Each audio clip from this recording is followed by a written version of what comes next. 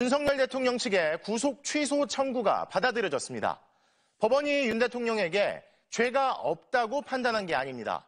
다만 워낙 중대한 사안인 만큼 절차적으로 더 신중을 기해 재판을 진행시키려는 결정이란 해석이 나오는데요. 만약 검찰이 석방 지휘를 선택하면 윤 대통령은 구치소에서 풀려나게 됩니다. 먼저 박솔립 기자가 보도합니다.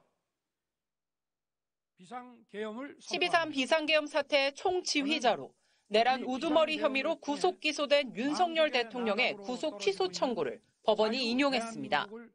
서울중앙지법 형사합의 25부는 윤 대통령이 구속 상태가 부당하다며 낸 구속 취소 청구를 받아들였습니다. 재판부는 우선 윤 대통령이 구속기간 만료 상태에서 기소됐다고 판단했습니다. 구속 전 피의자 신문 때 수사관계 서류가 법원에 있었던 기간만큼 구속기간에서 제외하는데 날이 아닌 실제 시간으로 계산하는 것이 타당하다고 본 겁니다. 또 체포적부심의 경우에는 명확한 규정이 없어 수사관계 서류가 법원에 있었던 만큼 구속기간에서 제외해야 한다고 보기 어렵다고도 했습니다. 재판부는 그러면서 헌법과 형사소송법상 신체의 자유, 불구속 수사 원칙에 비춰 피의자에게 유리하도록 엄격하게 해석해야 한다고 했습니다.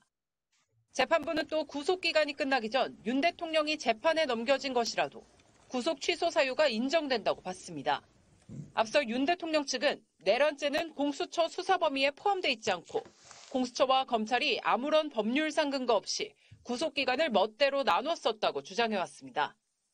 재판부는 절차의 명확성을 기하고 수사 과정상 적법성에 관한 의문의 여지를 해소해야 한다며 구속 취소 결정을 했다고 설명했습니다. 윤 대통령 측은 법치주의가 살아있다고 확인한 것이라며 법과 원칙을 명확히 한 사법부에 경의를 표한다고 했습니다. 하지만 재판부가 윤 대통령 측의 공수처 공격에 손을 들어준 건 아닙니다. 절차적 논란에 대해 명확한 법 규정이 없고 대법원 판단도 없다고 했는데 논란의 여지를 해소하자는 뜻으로 해석됩니다. 공수처는 재판부가 공수처 수사의 위법성을 확인하거나 윤 대통령 측 주장을 받아들인 게 아니라고 강조했습니다. 법원 결정문을 전달받은 검찰은 즉시 항고와 석방 지휘 중 하나를 선택할 수 있습니다.